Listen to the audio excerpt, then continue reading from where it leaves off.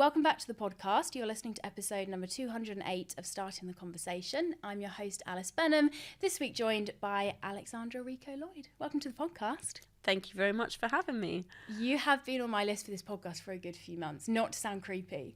I feel like that does actually sound really creepy. Should we restart or just say something else? But genuinely, I'm very excited to be chatting today. And we were saying this before we hit record. We actually went on a trip together, but never met. So there we go. Crazy. Yeah, both went to Tel Aviv in Jerusalem. I was sneaking in with the Forbes list. You are actually on the Forbes list. Yep, it was a very, very fun party. Forbes put on a very good show. Yeah, I went into it thinking, oh gosh, it's going to be like a business conference. It's going to be really intense. It was basically spring break meets business conference. It was so fun. Yeah, no, it was very good fun. I went into it quite worried about the people that would be there. I thought, Forbes list, they're all going to be, very up themselves. Yes. But no, it could not have been the opposite. Like, it was so much fun. Everyone was so nice, so kind, so humble. Yeah. And just all ready to get to know each other. And everyone just wanted to have fun. Yeah. Let their hair down. It was amazing. And I was the same. I had such misconceptions about like what it meant to be on the Forbes list or the kind of people that were on it or even like the benefits of being on it. But being there that week, like everyone I met, I almost went in, I think, with my guard up. And then after that first, it was like a beach party, wasn't it? Yeah. In Tel Aviv. Everyone I met, I was like, oh, you're actually really nice. Like, I'm the one being judged. Okay. Like, I'm being the bad person because I just assume you're real horrible. But everyone was lovely. Have you found that with like being on the list as a whole in terms of expectations versus reality? I'd actually say it's not just being on the Forbes list. I'd actually extend that out to just networks in general. I never valued a network properly until very recently, probably this year. And I think they kind of, I don't know, the word network is a bit funny, isn't it? Yeah, it kind of feels a bit cold. Yeah, exactly. It feels a bit wanky. There's loads of networks that I've since become a part of. And maybe they're just a little bit more, I think networks have become a little bit more informal, which kind of makes them feel nicer and friendlier. But ultimately, if you're in a network, it's like-minded people and you're all going to have the same problems. You're all going to have the same like annoyances with life or same challenges that you have to overcome. Yeah. You might be at different stages. Someone might have done something a little bit before you but you can kind of, usually there's someone that you can call upon when you've got a problem. And that's what I've really liked about the networks that I've become a part of recently, and especially the Forbes one. I've got some really good friends from it. I was at London Fashion Week. Emily Carter put on a Fashion Week show. I was so really jealous cool. of that because there's group chats, aren't there? And everyone's always hanging out and like meeting up. And I feel like I just can't make any of them. But I look from afar and you're like, that's just such a cool opportunity. And it is just like a friendship group, isn't it? Yeah. But it sounds, even as I say it, it sounds fake, but it actually is. Like, I felt so at home with the people in Israel. And it's crazy because we didn't know each other before we went on that trip. But because everyone was so like-minded, it just felt so natural and felt like you've been friends for ages. Yeah. And by day 4, you're dancing on a market table and staying up till 2 a.m. That was very fun. A great end night. So, backtracking a little bit, I think you'd agree with me, you're best known for is being the co-founder of Bike Club. Yeah. I was very excited when I had a little... I really sound like a stalker the more that this episode continues, but I'm just going to own it now. I'm a stalker. The more that I was looking at your story, very excited to see that you're a fellow dropout of sixth former. Oh, you dropped out too. I did We've got so much in common. We're both open and angry.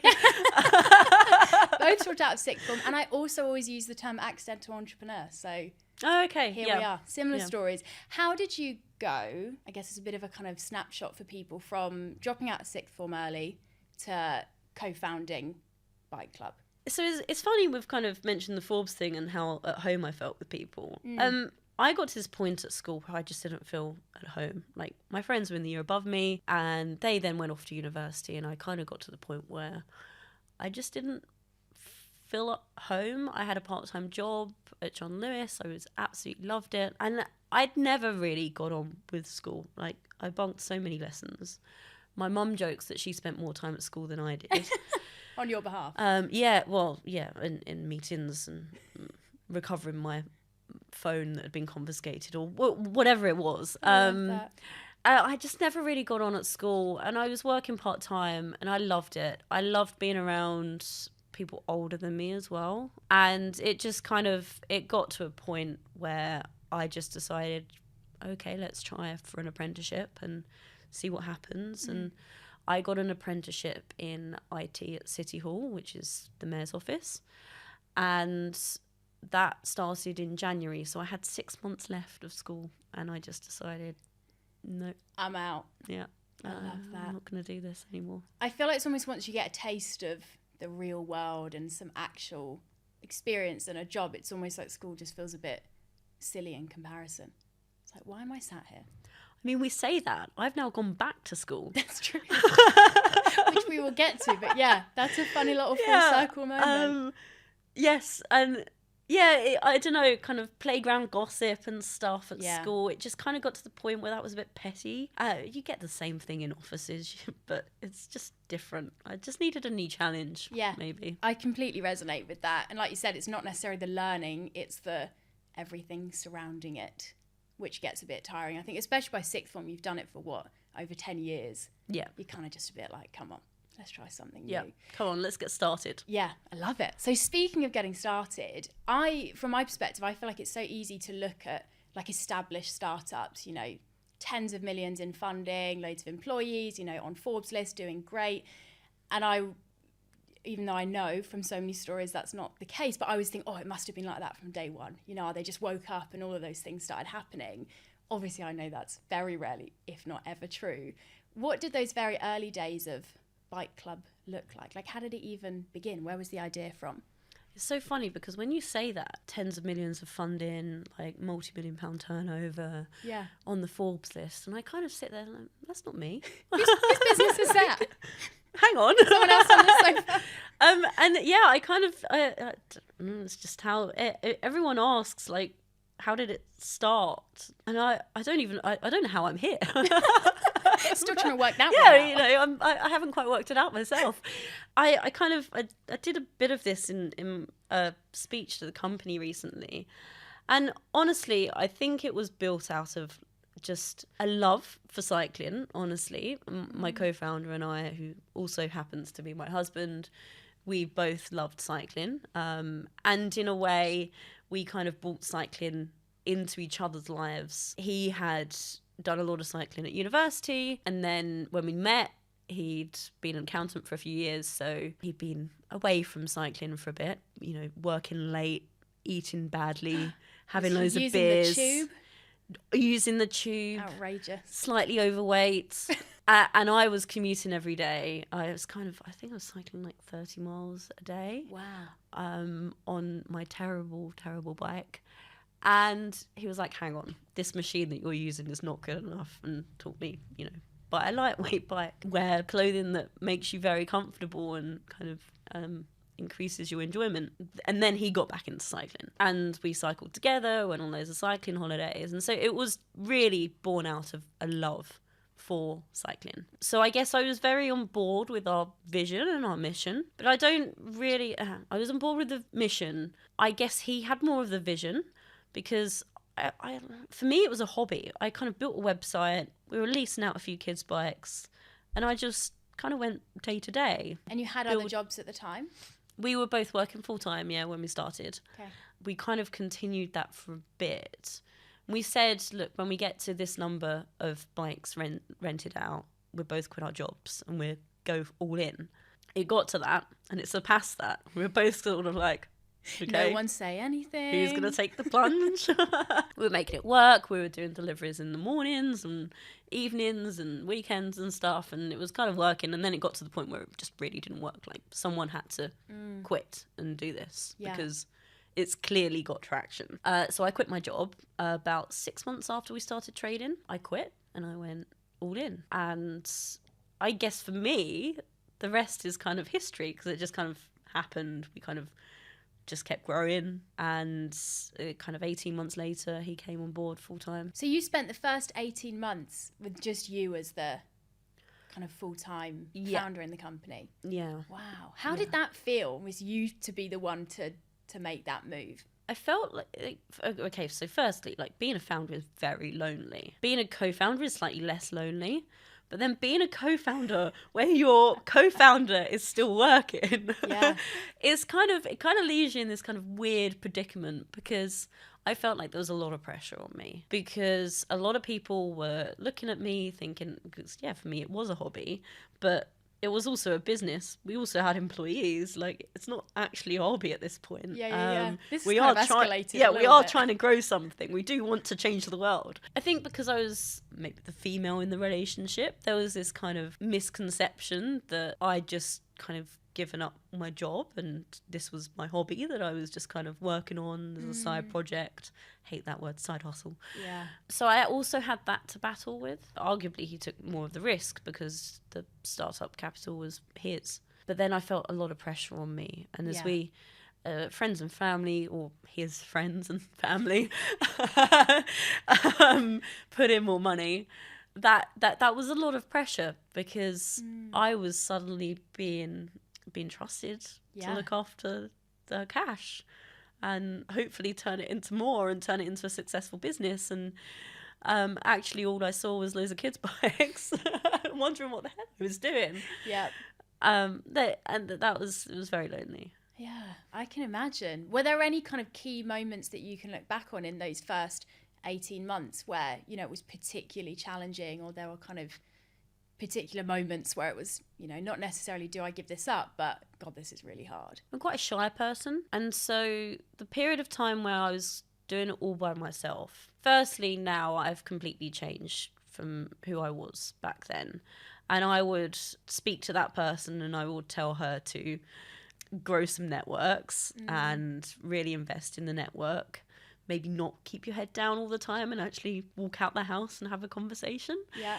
I would tell her to employ someone sooner and not try and do it all yourself, because like me sitting there replying to every single email and doing kind of all the admin, and it gets to a point where you have to employ someone to do that. But if you employ someone sooner, then you can grow quicker. They're the two pieces of advice I'd give to myself when in that phase. So when I was all by myself, shy individual, just kind of head down, cracking down, working on, it was kind of okay. I had other people's views of what I was doing, but I didn't really care about them. When we hired our first employee, that was quite difficult, because I firstly had to step up as a leader, and I didn't know what the fuck I was doing. Is it okay to swear? Absolutely. God, if you can't swear, can you really describe what business is like? That's true. Yeah, I didn't have a clue what I was doing, and I don't think any like business for first time founder, like you don't really have a clue. But I had to pretend that I did.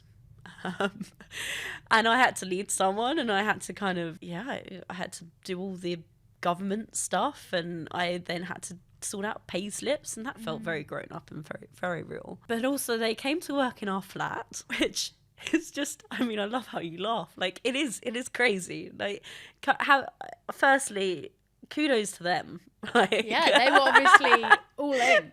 Yeah. But also again, Alex, what were you doing? Like, get some co-working space, grow up. Isn't it funny though, the things you do at the start and you think, you know, it feels scrappy and it feels just like the right thing, and then you look back and go, that was a really interesting decision. Yeah. Like I look back with my product-based business, I was like, yeah, I'll pack all the orders from the start. Spent 2 weeks solid working till 4 a.m. packing up. And I just look back and I'm like, how? It's similar to like you were saying, you know, you think you've a bit of superhero mentality, like I'm going to do it all and it should all be me, when actually you've got to step away in order for things to grow. Yeah, definitely. And that is something you really do learn at various points, because there's different levels of stepping away. You have to learn to trust people as well, and you have to learn to manage people. It's not just you and a MacBook anymore. It's something a lot bigger. Our first employee, he went off to buy a flat with his girlfriend 2 months in, and God, that was that was a lot of responsibility as well, because suddenly, I mean, I know I'm responsible for paying his payroll. I cried the first time I paid him because it kind of all felt so real and so big and so like this is actually happening. Yeah. But yeah, like when he goes off and buys a flat, that's really cool. Yeah. Like creating employment. It's incredible. But also like a lot of responsibility because he needs to pay his mortgage every month and go on holiday, and I'm now responsible for someone else's like life in a weird kind of roundabout way. Completely. I feel like it's crazy enough being responsible for your own life when you run a business, but it's like the risk you're willing to take with your own life is very different to the risk you can even legally take with other people's lives. Very true. But as you're saying that, I feel like that is such a pivotal moment in any kind of size of company, is that first employee, because it kind of feels like it takes it from fun hobby, we're just seeing what happens, to we're now taking this seriously. Yeah. And I guess the transition for you as founder, like you said, that's someone that's looking to you to know, Alex, what should I do today? Well, Alex, what's the vision of the business that I'm contributing to? And it's suddenly like, oh shit, okay. This is a little bit serious now. Yeah, now it really matters what other people think. Yeah. But like you said, there's, that is such an incredible step as well in terms of what that means and what it represents. You spoke earlier about kind of the business coming from a place of passion and I guess purpose and things that were really important to you. How important has that passion and love for the business been in kind of weathering the challenging seasons over the years? So the first thing that springs to mind is Christmas. Every child wants a bike under the tree for Christmas. Like, let's get real. That's a cool present to have, right? And so Christmas is our busiest time of year. I'm not sure where your listeners are based, but in the UK, Christmas is quite cold. Yes. So it's not usually the season where you'll be out on your bicycle much, but it is the season where people give presents and people give bikes for Christmas, and Boxing Day rides seem to be a thing, but I'm not sure totally how much use they get in the depths of January. So Christmas is very stressful because usually, but like, we're a growing business, so we've grown a lot throughout the year, and then Christmas hits and we have to service a lot of bikes, or we call them, it's a PDI, a pre-delivery inspection, and every bike goes through that, whether it's brand new or not. That's done by trained mechanics. So all the bikes need to be done, then they need to be stored and delivered sometime near Christmas so that the child doesn't come across it. That's a massive operation. And I mean, in the early years it was kind of fine because it wasn't too much, but like now we start building for these bikes we've already started building for them. So we start building for them in September. And then the storage is like a big thing because we know we're not going to need that level of storage space for the first kind of quarter of the year. Christmas is a very stressful time of year, but everyone loves it. At least like in the early days, everyone loved it because they were so on board with the vision, right? And the idea of a kid waking up on Christmas, running downstairs and getting so excited by a bike underneath the tree is what keeps people going. Like during those periods of time when everyone's putting in really long hours, the warehouses are cold, people work on Christmas Day because that's when the comms come in, just last minute stuff. Something might be wrong with a bike. It doesn't actually happen that much at all, really, because we all want Christmas to go so well, and so we prepare so much for it, and that's really nice. Everyone wakes up on Christmas morning after working very, very hard for the last quarter of the year, but they wake up knowing that thousands of children are very happy because of all the work they've put in. That's really special. And to not just know that those children are having that experience, but also when you think of the environmental impact, I know that's a big part of what your business model is built around, is minimizing waste and, being, what's the right word, conscious in the way that you operate your business. That must be a great feeling too, that it's all been done in that right way. Yeah, because Christmas can be very wasteful, Christmas time. A lot of presents that are bought just for the sake of buying presents, a lot of wrapping paper, and a lot of stuff that doesn't get used, but we know that the bikes are going to get used, and if that child enjoys the bike for a few months and then decides actually it's not for them, then someone else uses it. Or if they grow out of it, God, that's the other thing. Yeah. Then they need another one. Then exactly. That's the joy of Bike Club. And that comes back to us and it goes out to another child. Yeah, that's amazing. I'm interested, over the years, how have you kept connected to that passion and joy? Because I feel like it's so easy to feel it in the early days, isn't it? When it's like a fresh idea and maybe isn't that much pressure, or it just all feels quite new. 5-6 years in, when you're perhaps not so close to the customer anymore and you're running actually quite a big operation, how do you keep in love with what it is that you're building? That's a really interesting question. And I don't think that I ever fell out of love with what I was doing. I fell out of love with cycling itself for a period of time. Interesting. Because I was just so many bikes during the day. James and I, my husband and co-founder, we were coming back from a cycling holiday. A motorcyclist crashed into the back of us. It was totally his fault. It was very shocking for me. I couldn't drive for a few weeks after. He was fine, luckily. And actually the bikes kind of saved him because they were on the back of the car and it acted like a bit of a trampoline. But the bikes were totally ruined. They were a write-off and we never actually replaced them. And this was probably 5 years ago now. And I got on a road bike for the first time again this week. No and way. Like, for that long, firstly, I didn't have the time. But also I lost my personal passion for cycling. Sure. But now I cycle everywhere. I cycle every day. I cycled here. I've got multiple bikes, and the love and the passion for my personal cycling experience has come back. I guess that's the thing of turning your hobby into a business. Yeah. Is you kind of can lose the hobby in the process of it. Yeah. I know a lot of people that have gone through that sort of thing. I mean, I'm guessing you don't fall out of love with paper. Yeah, I hate marketing and I hate paper. Yeah, do you know what? I don't really relate. I think the businesses that I run, neither of them really felt like they came from hobbies. I think they did evolve very naturally, but yeah, I wouldn't say I don't wake up in the morning excited to talk about LinkedIn strategies. So I don't feel like it's a hobby too much. It does feel like a job most of the time. So something I'm interested to talk a bit about is investment and what that's looked like for you. Because I feel like this is a part of business and startup growth that can be a little bit shrouded in mystery and just feel a bit, almost like a secret club where if you know, you know, but if you don't, you don't. Yep. Correct me if anything this is wrong, but you've raised over 40 million through Bike Club dollars. Yeah. More than that? I think. I don't know. That's what LinkedIn said, so we'll run with that. Lose track. Am I right in thinking you've done 3 rounds? So you did a pre-seed, Series A, and then a Series B? So we also did there's various bridging rounds as well as part of that. We also did a tiny Crowdcube round. Okay. It was before our Series A that was another bridging round basically. When I say tiny, I can't remember how much. I think it was $1 million. No, maybe it was less. Miniature. This is the thing. I don't know. No, that's fair enough.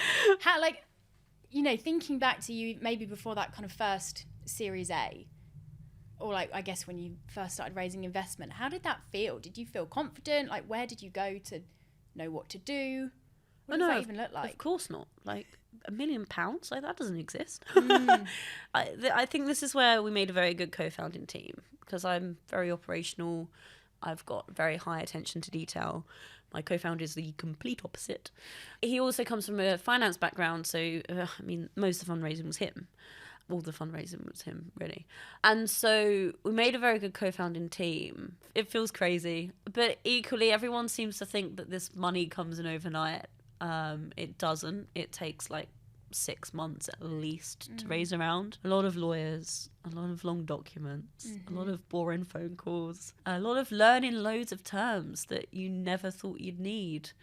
And if you come from that world, if you come from a finance background, then yes, you'll know those terms, but if you don't, then it's a lot of writing loads of acronyms down whilst you're in a call or looking through a term sheet and then going away and just Googling late at night, trying to get your head around what on earth you're about to sign. And then you always think there's this champagne moment when you close the deal, but by that point, no offense to anyone I've been on a deal with, but by that point you're so fed up with people you've been working with. You've gone around in so many circles. You've probably had a few arguments along the way, and you just want that damn thing signed. And once it's signed, well, now you've kind of been not on hold because you never raised that you're on hold, but you've been planning for that money to be in the bank account and the projects you're going to do, the people you're going to hire. And as soon as that document's signed and you know the money's coming in the next morning, well, you've got work to do. Yeah. You've got a lot of damn work to do. Yeah. And it's a Series A or a Series B or whatever, if you've got an institutional investor, you've most likely got a 100-day plan. And so that's it. You've now got goals. And Yes. You've got to perform. Yeah. And so that champagne moment doesn't exist. And you've also got people sat waiting for you to succeed because they've bet on you succeeding. I wouldn't say they sit waiting. That's good. They definitely keep on top of you. Oh, I thought you were going to say the opposite. Like they just go and chill on holiday, just pop back in. No. Yeah, I mean, it's so much that you don't see, isn't it? You see the shiny press that goes, just closed on a 20 million round. You think, it is incredible. Yeah. But what you don't see is, like you said, the months of work up until that point. And then suddenly, that day is not the finish point, actually. That's the start, isn't it? That's game on. Saying it's a show probably isn't the right thing, but like it doesn't happen how you see it in the press either. By the time it's hit the press, it was probably closed a month ago and been under embargo for a while. And that's the other thing, as a founder, you can't even shout about it until that piece of press goes out. And by the time the press goes out, everyone's like, "Oh, well done, that's amazing news." And you're like, "Yeah, happened a while ago." Yeah. I knew it was coming. Don't worry, working on the next round now. Yeah, I can totally imagine that. And hats off to you. From what I hear and see, the process of fundraising is a stressful one, pivotal to getting a business to where you got Bike Club to. I've actually become quite interested in the fundraising elements of business.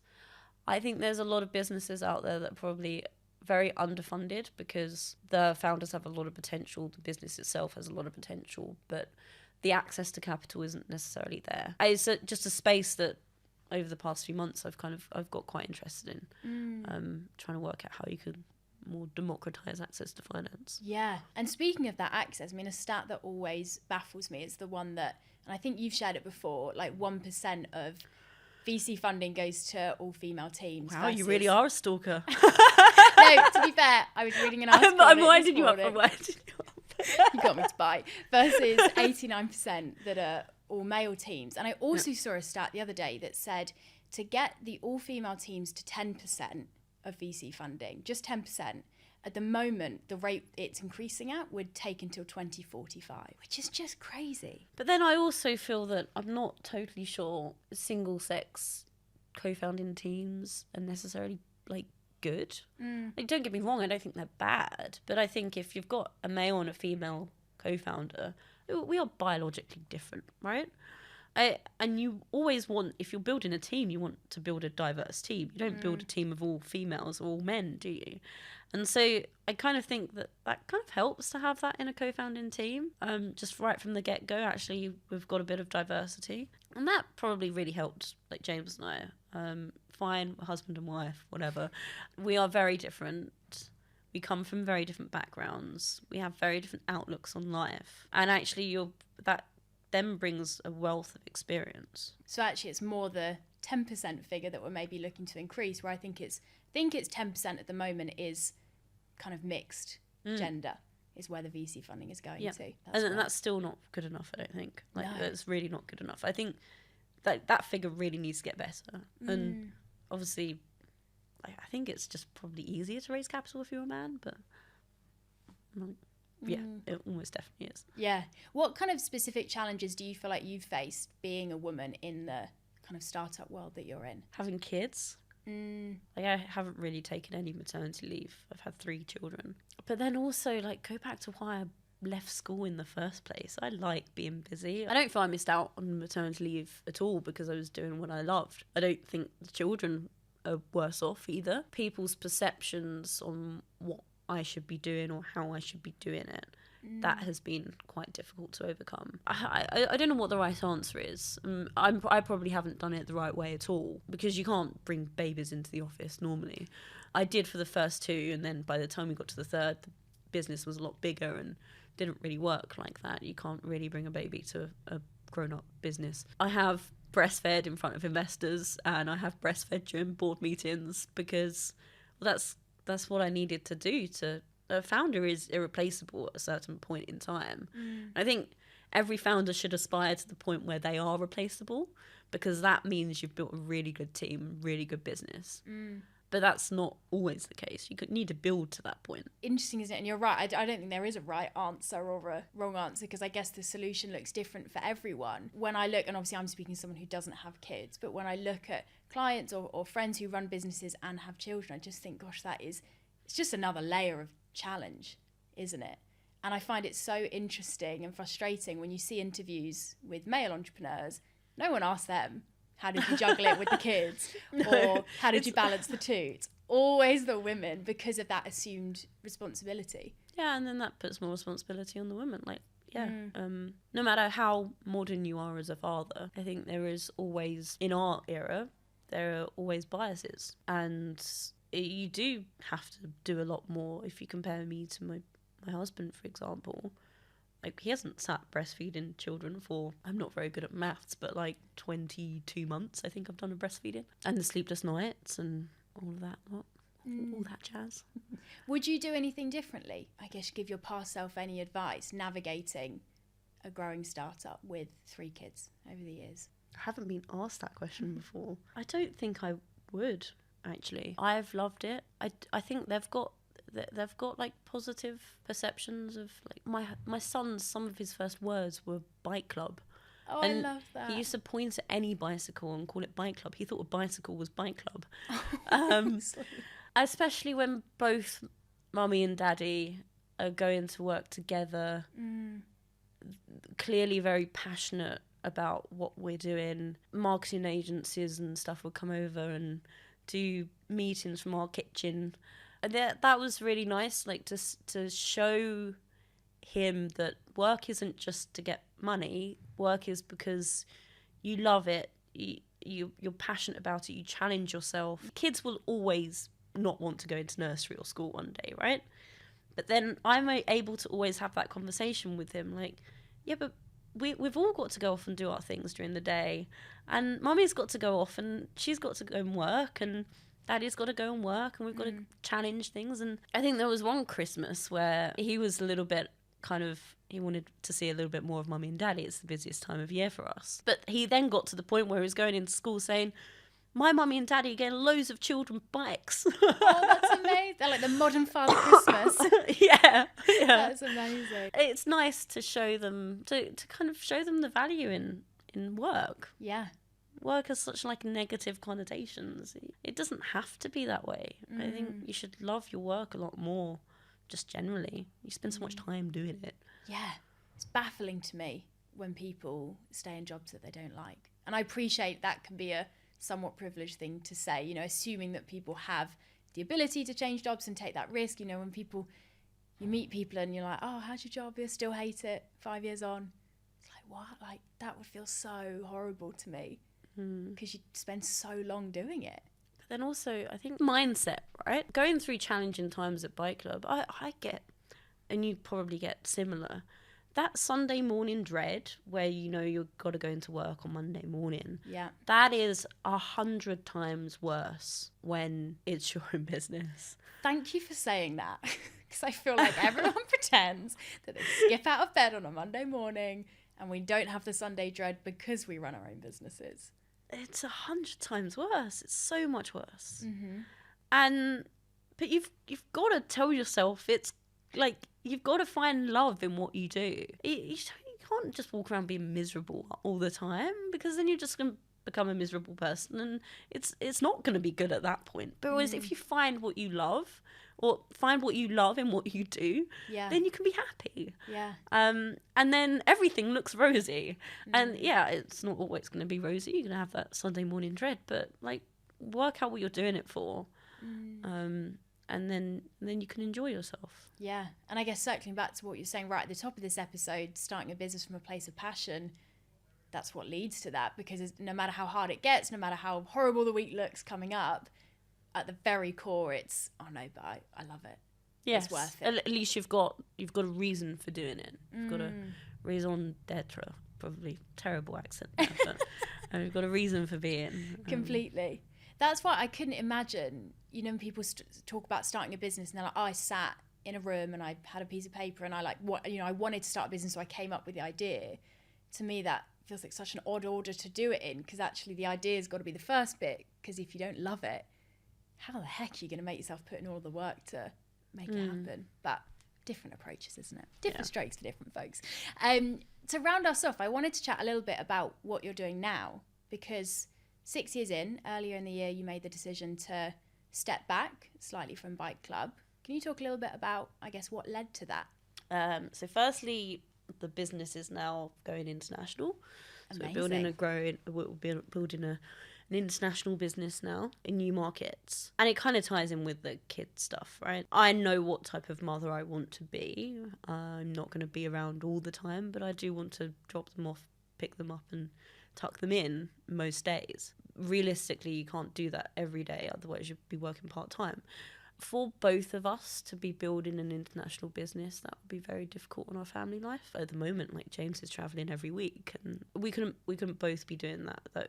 I don't know how we would have made it work, and I wouldn't have been happy with how we were raising the kids. So that was a big part of it. I felt that it was in a really good place, that we had good funding, we're at a really good stage in business. There's loads of problems, don't get me wrong, there are always problems. Team, like building a good team, good resources, good advisors around us, and it kind of felt like on that vision piece, it felt like we're in a good place for people to take over. And so handing over the baton felt right. Did it feel almost like you were like your child had graduated and you were sending it off into the world? I think that was part of my leaving speech to the team. People refer to the business as my baby, and I've never felt completely at ease with that, because I'm more than Bike Club and Bike Club is more than me. It is it is, in a way, it is a baby. It's very true, but it's at that point where I can now trust it into other people, and that baby needs to graduate. That baby needs to kind of go off and be its own person. Yeah. And I need to be my own person too. And there's been through a massive identity crisis. Like, who am I? If I'm not Bike Club, who am I? Yeah. Don't get me wrong, I now cycle everywhere and I wear a Bike Club lanyard. Like, I am still Bike Club. But yeah, trying to kind of like work out who I am outside of that has been a journey. That's really exciting, though, to think where that could lead you, having that bit more, I dare say, space, because you have got 3 children, and also you're now studying at London Business School, so I feel like you've just replaced one big project with another. But what's nice about that is been so like laser focused on subscription kids bikes. If it's not subscription, if it's not kids bikes, I've not bothered to kind of give it the headspace. And so it's really nice to kind of pull my head out of those weeds and look, there's a whole world out there. Yeah. There's so many other businesses, so many other industries. And what is nice is, like, talking to other founders and exploring other industries, you kind of realize that even though they're really different, there's so many similar problems. And what learnings I've had from Bike Club are applicable to other industries as well. And so I'm going through a period of exploration. I love that. Do you have any inclination of where that exploring might lead you, or? I think watch this space, but I'm very interested in female empowerment, especially the kind of enabling mothers to go back into work. That 0 to 5, I think, is a very key period of a child's life, but families aren't necessarily supported properly through that period. So I'm quite interested in that.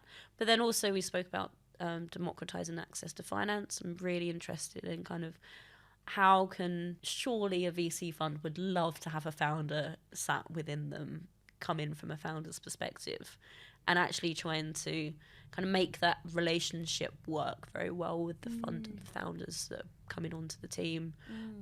True operational experience, not just from a spreadsheet. 2 very different like areas, but things that I'm interested in. That's so exciting. I can't wait to watch all of that unfold. The creepy stalker is back. You're going to block me on LinkedIn after this. No, we're going to go out for a drink at some point. Because means you're terrified of me and you just need to check I'm not a serial killer. No, I'm worried who else has been stalking me. Like, I know. Just shows, though, always a good lesson, though, how many silent watchers there are. I don't know if you find that on LinkedIn where, like, you know, you see the people liking and commenting, and I just think, oh, that's the people it's reaching. But then you have conversations with people, and like, I've never met you, but like, I had no clue you existed, but you've been consuming all of this. It's quite scary how much information is available about me online. I think you've got to, you know, there's two sides to it. You could see it as scary, or you could think, wow, you know, how amazing. You're reaching so many people, making such an impact. I'd love to end on a quick fire question round, if you feel all right with that. I'll take them from what we've already spoken about. So you can repeat what you said or add something else in. If you could go back to the you of 6 years ago, very start of Bike Club, you know, there's someone listening to this who's at that very beginning point of their business journey. One encouragement or piece of advice would you give? Ask questions. Like, it's what employers tell people all the time, but that applies if you're a business owner. And so that then unfolds into build your network, find some friends, find some advisors, and feel free to give them a call, ping them a WhatsApp message. People are happy to help. What can we all be doing to support working parents in the juggle of career and family? So I'm a fan of office working, probably hybrid working, let's get real.